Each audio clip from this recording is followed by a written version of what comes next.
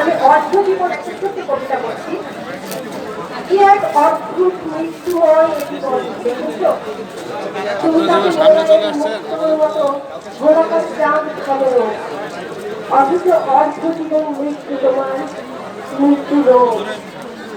অন্ধকার রাত্রিতে জীবনের রঙিন পোশাক খুলে ফেলে হৃদয় তোমার সাদা হয় একবার কাপড়ের মতো।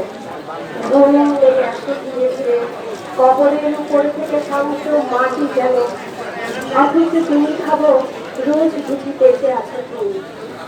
তোমাকে ছুঁড়ে ফেলে পৃথিবীর একবার, তুমিও বাক্স চলে যেতে ঘুম অথবা মৃত্যুর ভিতরে।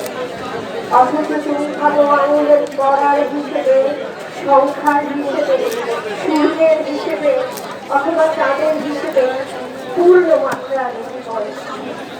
অথচ অদ্ভুত জুড়ে তোমার এক অদ্ভুত মরণ। ধন্যবাদ।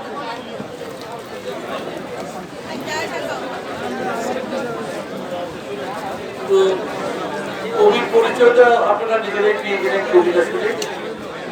মাকসুদা নাহার, তাকে অভিনন্দন জানাচ্ছি। তার বইয়ের নাম আমি দুঃখকে রাখি দরজার অপাশে অপেক্ষায়। একটা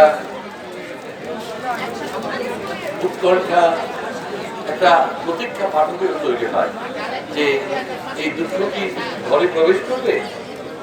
আমার এই নামটা শুনে মনে হচ্ছিল একটা কবিতার কথা। সম্প্রতি প্রয়াত কবি খেলাল ভাবে তার একটা কবিতা আছে, দুঃখী অপর নাম খেলাল। তো আমি মনে করি এই কবি